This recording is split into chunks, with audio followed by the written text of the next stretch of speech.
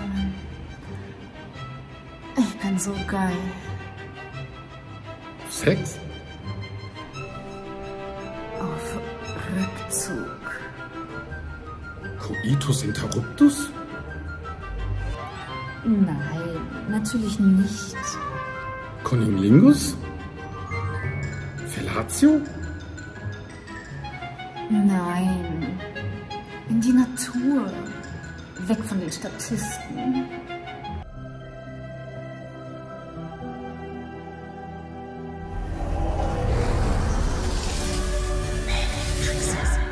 Willkommen bei den Matrixer mit dem wunderbaren Jonathan. Und der hübschen Shiva.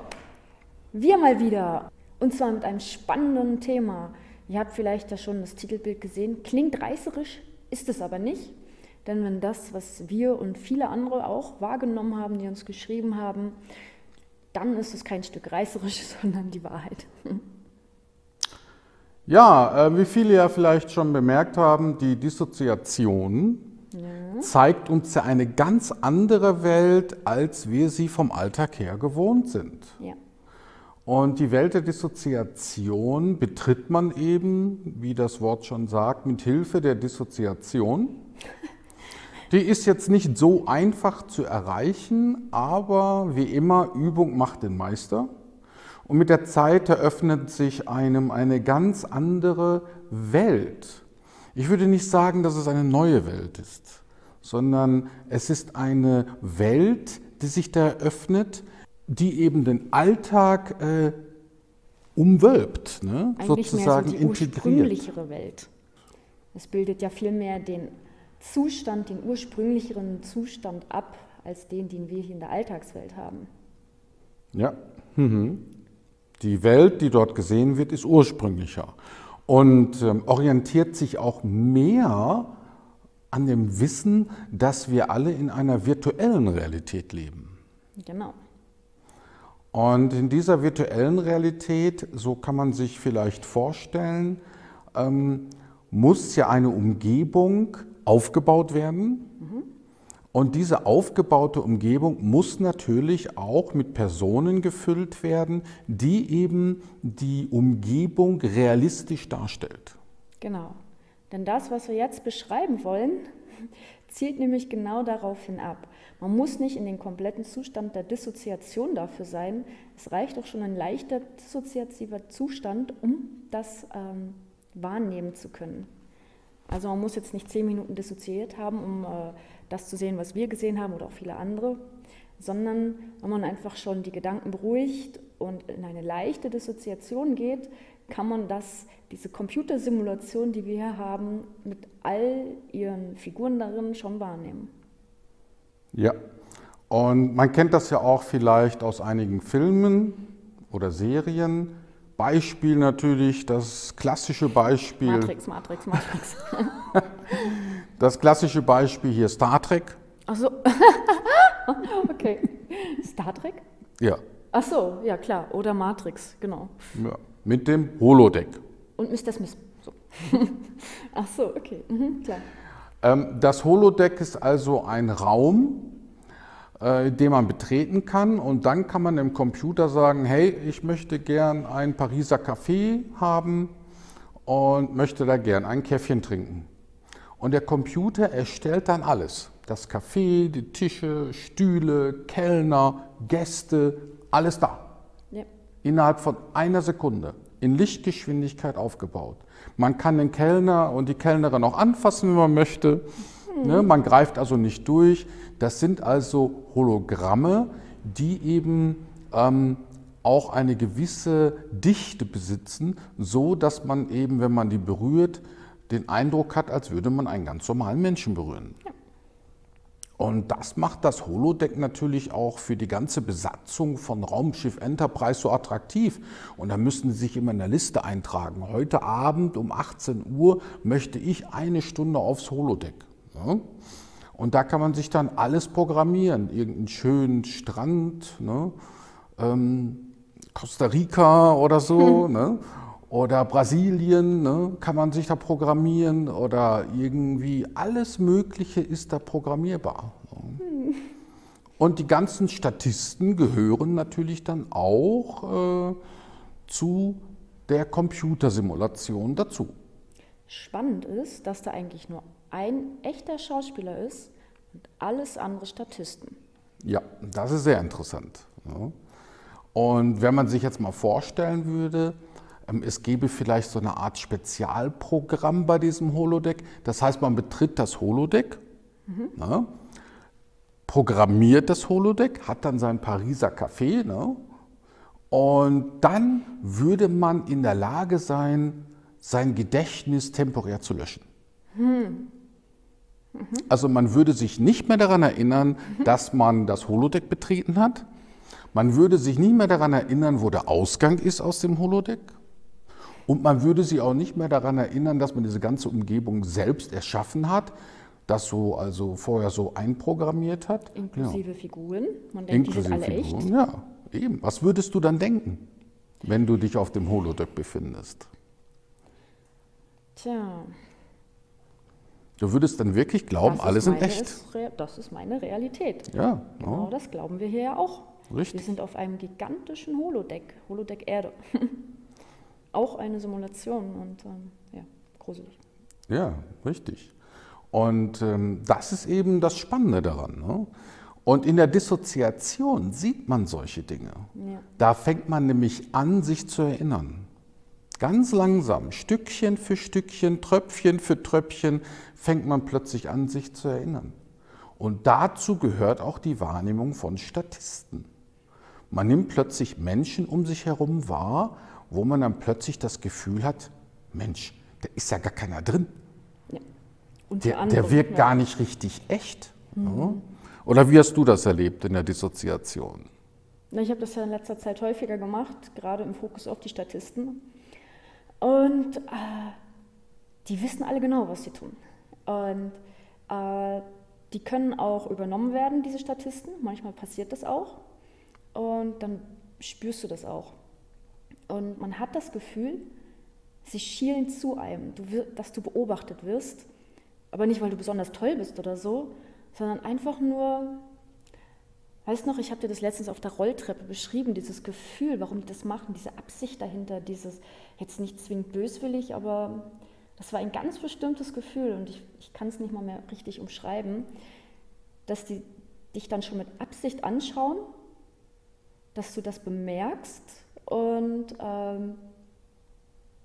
ich weiß leider nicht mehr weiter. Es ist also ich kann das Gefühl natürlich, aber ich kann es leider nicht mehr umschreiben. Also es ist schon sehr merkwürdig und man hat auch das Gefühl, die werden hin und wieder übernommen, diese Statisten, von Aliens von außerhalb und spielen dann mit dir ihr Spiel. Und man merkt auch ganz genau, ich muss jetzt, keine Ahnung, die Tasse heben oder lachen oder keine Ahnung, dass die alles ganz genau abgesprochen machen und dass es ein riesiges Theaterstück ist. Die ganze Bühne drumherum wird dir dann in dieser Dissoziation oder im dissoziativen Zustand schon bewusst, dass das alles eine Bühne ist und dass die alle ihre Rolle spielen und jedes Detail abgesprochen ist, was wer wann wie macht. Ich meine, das ist irgendwie logistisch, weil alleine in einer Mall ziemlich für mich nicht nachvollziehbar, wie die das machen, aber es funktioniert. Sie tun es und ich habe das jetzt oft genug beobachtet, dass das so ist. Mhm. Ja, interessant finde ich auch, dass, wenn ich zum Beispiel dissoziiere, genau dasselbe wahrnehme. Ja. Und ich habe auch mit anderen Menschen gesprochen, die eben mit der Dissoziation vertraut sind. Mit Menschen, die zum Beispiel darunter leiden, das heißt, bei denen treten dissoziative Zustände ganz automatisch auf, die können sich nicht erklären, warum. Plötzlich taucht es auf und die haben dieselben Wahrnehmungen.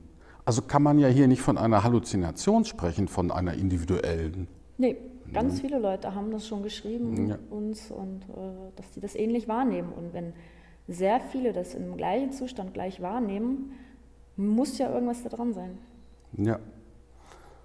Und bei mir war es ja auch so, wenn ich zum Beispiel in einem dissoziativen Zustand war und ich stand dann irgendwo auf der Straße oder bin irgendwo spazieren gegangen und habe dann die anderen Menschen beobachtet, ist mir dann aufgefallen, dass die plötzlich mir sehr bewusst vorkamen. Genau. Also ich konnte förmlich deren Gedanken hören. Ja, Ne? so in die Richtung. Ne? Ja. Dass da so eine, ja. Und die dachten dann solche Dinge wie, ja, ich tue jetzt so, als wäre ich eine alte Oma, die jetzt hier ganz langsam mit ihrem Krückstock entlang gehen muss. Genau, genau. Ne? Und in dem Moment habe ich mich natürlich gefragt, ist das denn dann eine alte Oma? Wenn sie doch ganz genau weiß, dass sie im Moment nur so tut, als wäre sie eine alte Oma, die kaum laufen kann. Ja. Oder Kinder, die gespielt haben. Da habe ich dann deren Gedanken gehört. Wir tun jetzt mal so, als wären wir Kinder, die miteinander spielen. Und das bei jedem Menschen, auf den ich mich konzentriert habe, hat dann sozusagen sich in seinen Gedanken so angehört. Ne? Dass die wirklich das, was sie in dem Moment taten, wirklich absichtlich so machten. Sie taten so, als ob sie die wären, die sie da gerade darstellen. Und wir haben uns dann natürlich auch die Frage gestellt, ja, nimmt man einfach im dissoziativen Zustand dann nicht einfach so wahr, wie es wirklich ist?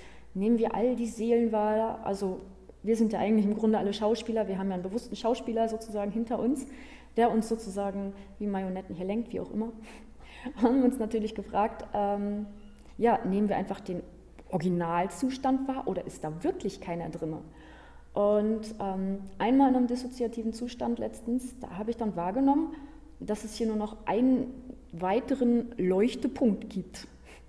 Also, also ob das nun stimmt, weiß ich nicht. Ich habe es halt so wahrgenommen. Manchmal zweifelt man ja gern noch, aber der liebe Verstand, wie auch immer. Ja, jedenfalls wirkte das wirklich so, als wären alles tatsächlich nur Hologramme, da ist keiner drin, können übernommen werden, sind dann Hosts, wie du auch in deinem Artikel auf matrixblog.de geschrieben hast. Ja, aber alles andere ist leer, da ist nichts drin, empty.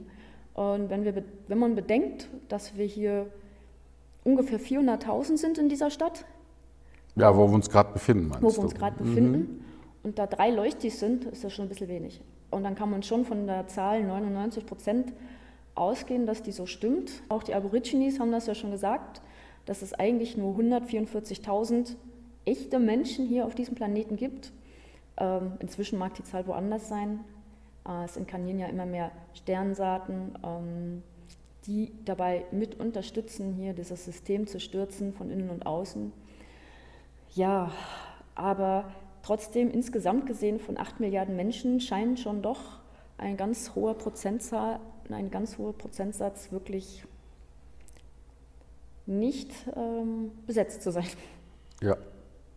Und aufgrund unserer Wahrnehmung in der Dissoziation bzw. in dissoziativen Zuständen haben wir dann 2 Hauptkategorien von Statisten feststellen können. Ja.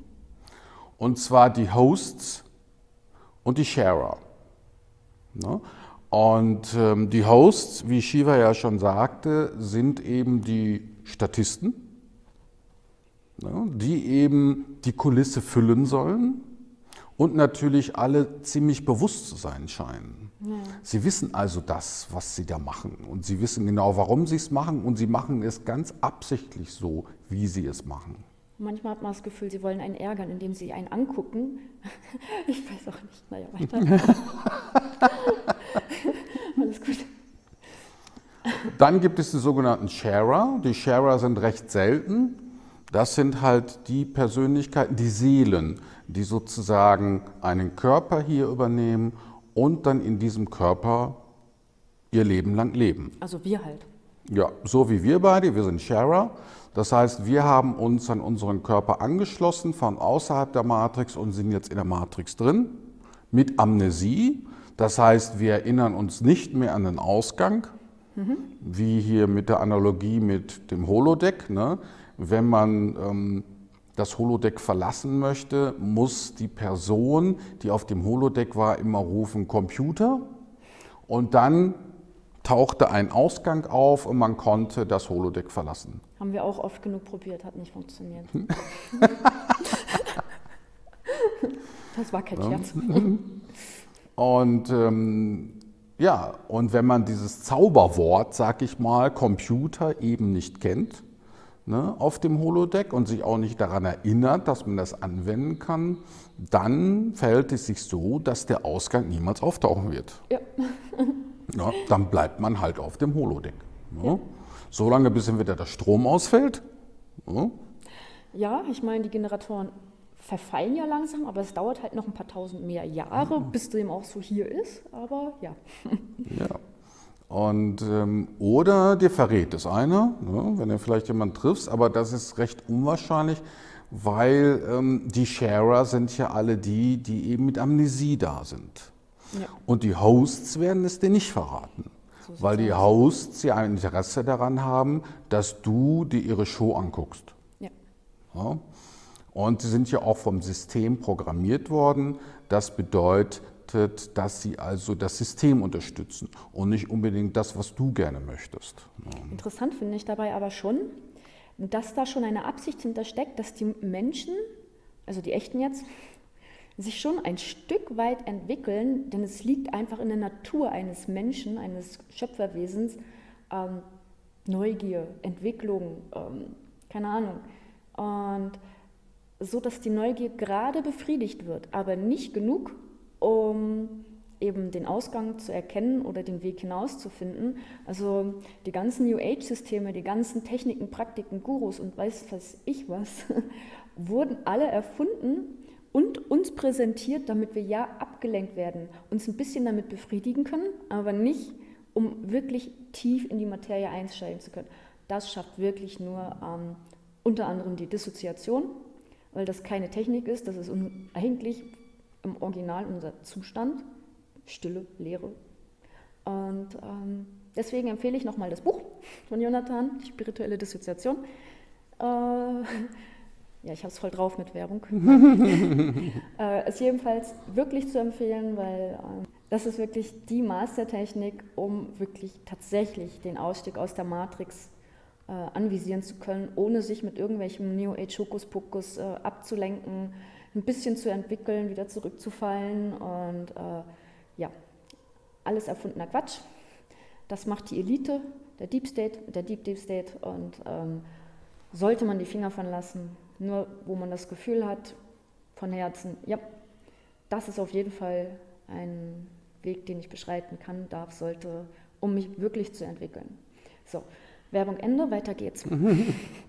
Man merkt in der Dissoziation, dass es den Statisten, den Hosts halt wichtig ist, dass man ihnen zuschaut, dass man sich in die Umwelt integriert und sich auch mit dem Rollenspiel, das die da liefern, auch identifiziert. Ja. Also die Hosts, wie Shiva schon sagt, können auch manchmal übernommen werden. Wir wissen noch nicht hundertprozentig, wer die da übernimmt, also jetzt im Speziellen. Aber wir gehen davon aus, dass es eben die Matrix-Architekten sind, Ja. die da ihre Leute haben, die eben dann in speziellen Fällen die Hosts übernehmen. Und da ist mir beispielsweise aufgefallen, eine Kategorie von Hosts, die übernommen werden können, das geschieht durch sogenannte Wächter. Genau. Und diese Wächter haben nur eine Aufgabe, nämlich Menschen, die in einem dissoziativen Zustand sind, aktiv zu kontrollieren, ob die sich in ihrem unmittelbaren Umfeld befinden und dann dafür zu sorgen haben, diese Person aus dem dissoziativen Zustand wieder herauszuholen. Weil das ja dieses ganze Tarnungssystem dann zum Erschüttern bringen könnte. Ja. Denn wenn zum Beispiel Millionen von Menschen das wahrnehmen würden, was die wenigen Menschen innerhalb des dissoziativen Zustandes wahrnehmen, dann wäre hier ganz schön was los auf der Welt. Und aus dem Grund gibt es dann sogenannte Wächter. Ich habe selbst einen Wächter getroffen, beziehungsweise beobachten können. Und ja, ich muss sagen, der hat anscheinend gespürt, dass ich in dem Zustand war. Aber da ich mich in einem Café befand, wusste er, so konnte ich zumindest telepathisch mitbekommen, wusste er nicht, wer der Personen im Café in einem solchen Zustand war. Und der hat sich ständig umgeguckt und danach gesucht, hat geschaut, wer eben sich auffällig gerade verhält. Und viele Menschen, die in die Dissoziation hineinstolpern, sage ich mal, die verhalten sich alle auffällig. Ja. Ja, die sagen dann, oh, was ist hier los? Oder was weiß ich, was die machen. Oder verhalten sich dann eben sehr, ja, unnormal in dem Moment, nicht so wie all die anderen und fallen dann natürlich in der Menge ruckzuck auf. Ja. Und das habe ich in dem Moment nicht gemacht. Ich bin völlig ruhig und cool geblieben, habe weiter so getan, als wäre ich ein ganz normaler Kaffeebesucher. Ne? Und wenn der Wächter wieder woanders hingeschaut hat, habe ich ihn beobachtet und versucht, ihn eben telepathisch zu scannen, um eben mehrere Informationen zu erhalten über diesen Wächter. Ne? Und ja, das ist, da habe ich, wie Shiva schon sagt, im matrixblogger.de auch einen Artikel drüber geschrieben. Und da dachten wir, dass wir da mal ein Video zu machen. Zu den Hosts und den Sharern. Ne? Und den Wächtern natürlich. Wächter sind auch ein bisschen zu vergleichen wie in Matrix. Ja, absolut. Da hat man ja auch gesehen, dass die ganzen Leute, die da rumliefen, auch durchaus von Agenten übernommen werden konnten, ne, um den Neo zu jagen. Ne, weil der Neo sich eben abnormal verhalten hat, in Anführungsstrichen. Denn er konnte ganz toll kämpfen, er konnte ja sogar fliegen. Ne. Und das fanden die in der Matrix jetzt nicht so witzig, ne, wenn da jemand rumfliegt, wie Superman oder so. Ne. Und das wäre ja in unserer Realität genauso. Stell dir mal vor, hier würde jemand auftauchen, der übers Wasser laufen kann. Ne? Oder der schweben oder fliegen kann. Ja, überleg mal, was dann hier los ist. Die jagen den bis aufs Blut. Ne? Ja, absolut. Interessant fand ich auch, wenn man versucht zu dissoziieren oder also sich in einen dissoziativen Zustand begibt, dreht völlig die Matrix durch. Plötzlich kommt der Kellner. Ja. Und der kam Stunden vorher nicht. Irgendwas passiert dann immer oder irgendwie, ich weiß nicht, alles Mögliche passiert dann, was vorher auf jeden Fall stundenlang nicht passiert ist, um ein Jahr nicht in diesem dissoziativen Zustand zu lassen. Ja, also wenn du zum Beispiel, keine Ahnung, durch die Stadt gehst oder einfach nach Hause gehst und deine Nachbarn begrüßt, kann man ziemlich davon ausgehen, dass das Statisten sind. Oder wenn du durch die Stadt gehst, kannst du davon ausgehen, dass da 99% der Leute einfach gerade ihr Spiel spielen und ihre Rolle spielen eben, damit alles gut aussieht, damit die Bühne perfekt ist. Und das sind meist alle Statisten. Davon kann man schon ausgehen. Ja. Also spannend finde ich im Zusammenhang auch den Film Truman. Ne? Ach ja, stimmt, da hatten wir auch drüber gesprochen, genau. Ja, ne? Und als der Film Truman rauskam, haben sich wirklich Leute, die irgendwie Probleme mit der Dissoziation hatten, sind da tatsächlich zum Psychologen gelaufen. Ne? Und haben behauptet, der Film Truman habe das ausgelöst. Ne? Ach, da fällt mir noch die Serie ein, die wir geschaut haben, wo die ja auch dann immer zu dem Psychologen gegangen ist, die Pille bekommen haben, damit die ja nicht ihre Superfähigkeiten entdecken, sich erinnern, wer sie wirklich sind.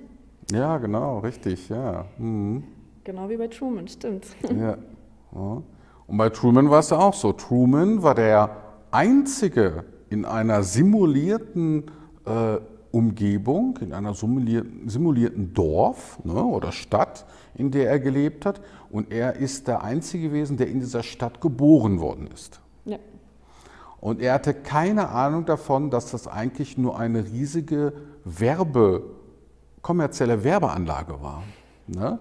Und jeder, der Lust hatte, konnte also in diese Stadt hineingehen und Werbung für sich machen. Ne?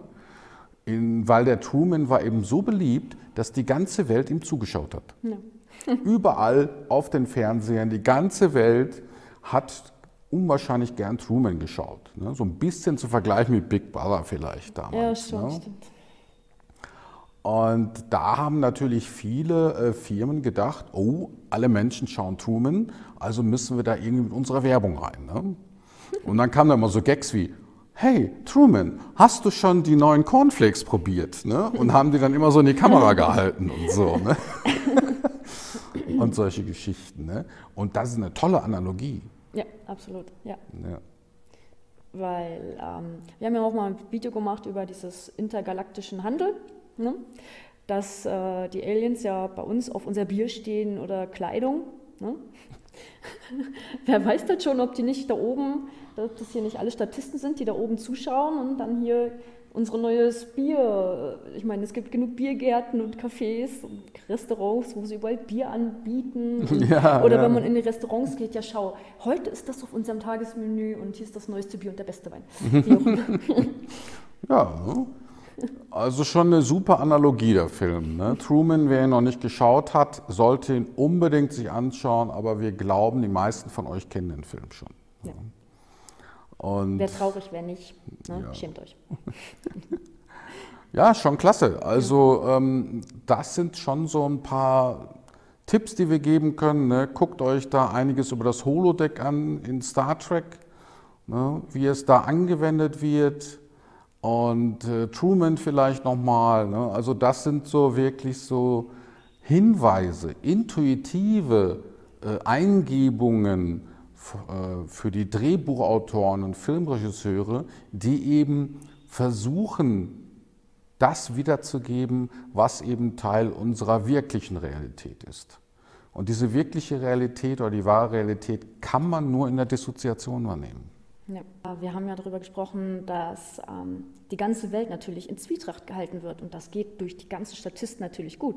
Denn so können sich natürlich die wahren Menschen, die echten Menschen nicht wirklich finden, vereinen und zusammenarbeiten.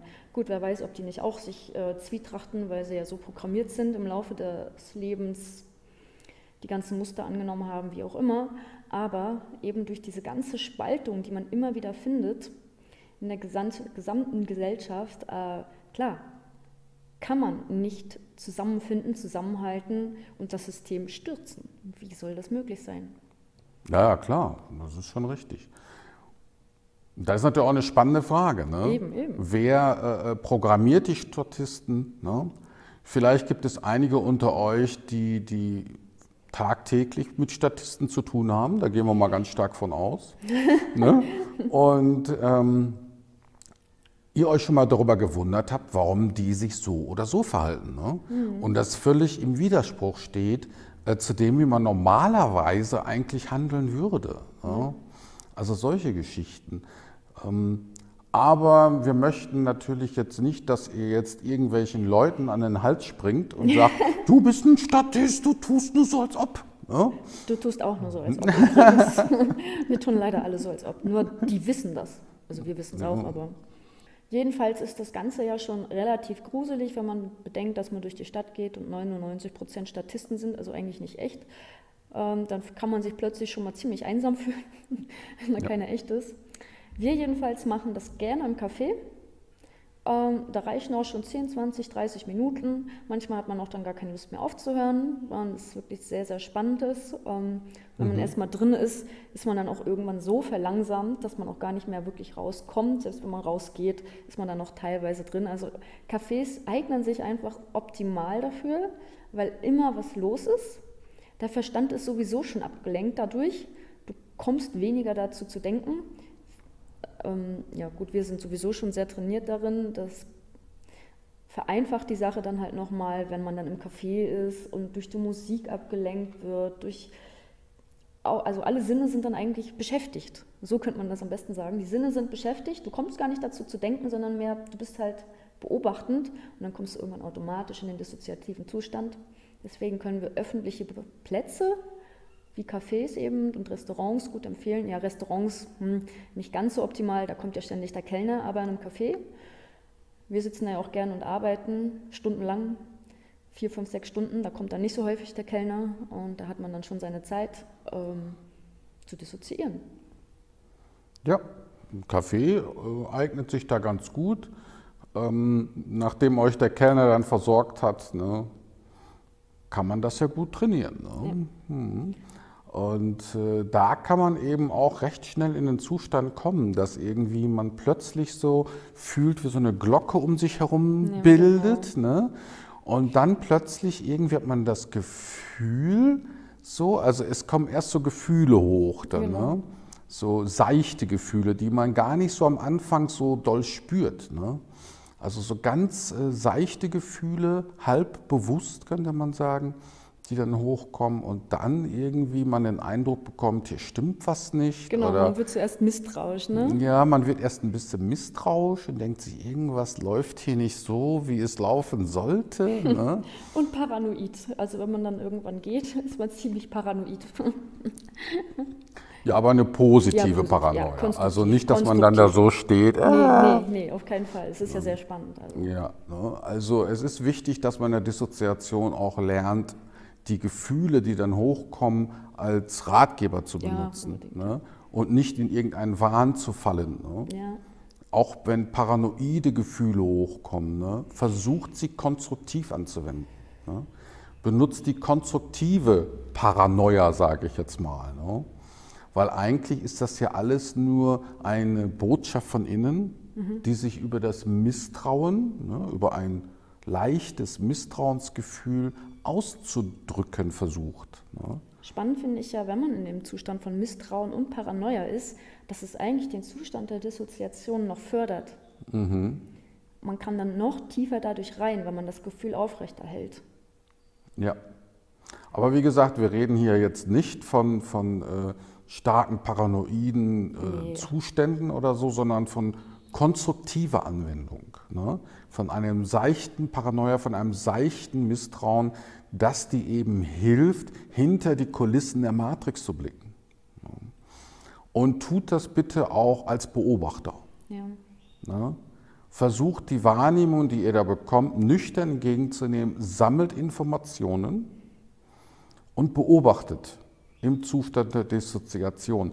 Denn da könnt ihr euch selbst beweisen, wie es wirklich ist. Genau. Und wenn ihr dann plötzlich an einen Punkt kommt, ja, wo euch euer Verstand sagt, ach, ich muss noch was tun, ach, ich habe keinen Bock mehr, an genau dem Punkt weitermachen, denn dann hast du eine Schwelle überschritten. Ja, richtig. Dann einfach knallhart, ist mir egal, sagen, ich mache jetzt weiter. Auf keinen Fall dich ablenken lassen in dem Punkt. Ja, macht man ja ganz gern. Ne? Oh, ich muss doch mal nachgucken, was ich für Nachrichten auf Facebook gekriegt habe oder so. Ne? Ja, aber auch nur Kleinigkeiten. Ja, Ja. ich muss jetzt mal den Kaffee hochtrinken nehmen und einen Schluck Kaffee trinken oder so. Gar nicht. Einfach ignorieren. Richtig, sobald der Verstand mit sowas ankommt, ne, mach doch jetzt lieber das, dann kommt man so langsam an diese Schwelle heran, wo es dann plötzlich effektiv oder effizient wird. Ne? Wo die Dissoziation und die dadurch freigesetzte Energie plötzlich auch wirken kann. Ja. Aber ich meine, Dissoziation ist sehr spannend. Und wir machen ja auch demnächst einen Workshop dazu, Online-Seminar. Das wollen wir jetzt schon mal ankündigen. Ja, Die Werbefrau, Fachfrau. Genau. An unserem nächsten Wohnort werden wir uns intensiv darum kümmern, dass der in den nächsten 1-2 Monaten online kommt. ja, richtig. Da machen wir ein schönes Online-Seminar dazu mit Techniken, Tipps, Dinge, die ihr noch nicht kennt und. Und ja, ich bin schon Praktische gespannt. Anwendung, genau. Ja, so ist es. Und dann ist das Buch und das Online-Seminar natürlich eine perfekte Kombination. Nein, wir wollen es nicht an den Mann bringen, aber es ist wirklich das Beste, was es so gibt, einfach um sein Bewusstsein zu erweitern. Deswegen, wir können es nicht oft genug betonen. Ja, fällt dir noch was ein zu den Hosts und Sharern? Ja, wir hatten ja über einiges gesprochen, aber ich glaube, das Video ist schon wieder wirklich sehr lang und wir haben ja Impulse und Input gegeben und ich glaube, unsere Zuschauer können jetzt selber mal in den dissoziativen Zustand gehen und herausfinden, ob es stimmt. Ja, richtig. Trainiert die Dissoziation, dann könnt ihr selber nachgucken.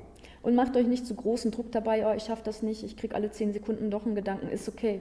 Klar, auch bei uns kommt am Anfang hin und wieder ein Gedanke, bis man völlig dann weggeht Ja, ja. oder so. Also macht euch keinen Stress. Wenn ihr 10 mal 10 Sekunden nicht denkt, ja, dann habt ihr auch schon Energie gespeichert. Klar seid ihr da nicht tief drin, aber es ist ein leichter dissoziativer Zustand. Also habt nicht so eine große Erwartungshaltung, macht euch keinen Druck, man klappt es eh von alleine. Lasst euch ein bisschen von der Musik ablenken und von den Gesprächen und von dem, was ihr seht im Café oder außenrum und dann macht euch keine Gedanken. Ja, zum Abschluss gibt es jetzt noch eine kleine Geschichte. Nein. Jonathan hatte einen Traum, den er natürlich auch aufgeschrieben hat auf seinem Matrix-Blog, über die Hosts und Sharers. Ja, also kürzlich hatte ich auch einen Traum, da saß ich an einem großen Tisch mit so 10 Leuten oder so Und mir gegenüber saßen 3 Frauen. Und die eine Frau sagte zu mir, Jonathan, schau dir mal diese beiden Frauen an. Und ich so, ja, okay. Ja. Und sagte zu mir, die hier ist gehostet und die ist geshared. Ich so, hä? Was möchte die von mir? Ja? Wie, die ist gehostet und die ist geshared. Ja? Und da habe ich dann irgendwie in dem Moment angefangen, mir die Frauen anzuschauen.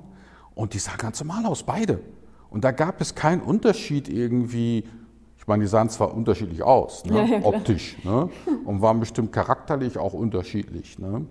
Aber so äußerlich war da jetzt nichts anderes. Da war jetzt kein Zettel an deren Ohr, wo drauf stand, ich bin gehostet und ich bin geshared oder so, nichts. Ne? Und das fand ich dann schon sehr interessant in dem Moment, die Aussage. Ne? Und aus dem Traum haben wir auch die Begriffe dann halt, Hosts und Sharer. Ne? Wir haben ja immer bisher die Begriffe Statisten benutzt Genau. und Wächter, ne? Und Punkt. Ne? Und natürlich diejenigen, die eben auch einen Körper übernommen haben, ne? Die Götter, ne? Die Schöpferwesen. Und das fand ich da interessant, dass die Frau mit diesen Begriffen in dem Traum so umging, als wären die völlig normal und bekannt. Zumindest da, wo sie herkam. Ja, ja. Ne? Ja, die ist gehostet und die ist geshared, das kennen wir, ne? Ist Hosts immer und so. Ne? Sharer. Ja. Und daher kommen dann auch jetzt die Begriffe Hosts und Sharer. Ne? Und ja, der Begriff Host taucht hier auch in dem Film, in der Serie auf hier, ne? Oh, ey. Nee, ach Quatsch, Westworld, oder? Im Westworld. Ja, genau, da haben wir auch ganz viel drüber geredet. Ja, das war Ja. auch sehr, sehr spannend eigentlich. Da ist es zwar ein bisschen anders dargestellt, aber ja, sehr spannend. Also wer die Serie nicht kennt, unbedingt gucken. Ja, Ja, da wird es nur umgedreht. Da Ne? wird's nur umgedreht, Da sind die genau. Hosts halt diejenigen, die Amnesie haben und keinen Durchblick haben. Ne? Und stehen dann sozusagen symbolisch für den Menschen ja. in seiner virtuellen oder künstlich erzeugten Umgebung. Ne? Ja. Ja. Die Naja. ja dann langsam auch ein Bewusstsein entwickeln und sich bewusst werden. Und genau, schaut's auf jeden Fall. Ja, richtig. Ja, ich glaube, das war es dann für heute, oder? Yep. Wir freuen uns sehr, dass ihr wieder zugeschaut habt. Ja. Und wir freuen uns natürlich wieder über eure Kommentare. Vielleicht habt ihr vergleichbare Erlebnisse. Genau. Oder einige von euch kennen die Dissoziation und dachten sich, nee, und haben Ähnliches wahrgenommen. Da würden wir uns sehr freuen, wenn ihr da unten mal was reinschreibt dazu. Genau, und vielleicht schaffen wir es dann schon ab nächsten Sonntag wieder Livestreams zu machen. Wir wollen es nicht versprechen, aber Vielleicht klappt es ja. Mal vielleicht gucken. klappt es ja. Ja, mal sehen, wer das Also Internet nicht diesen ist. Sonntag, sondern danach. Ja, genau. Ja, dann wünschen wir euch noch einen schönen Abend und macht's gut. Bis zum nächsten Mal. Ciao. Ciao.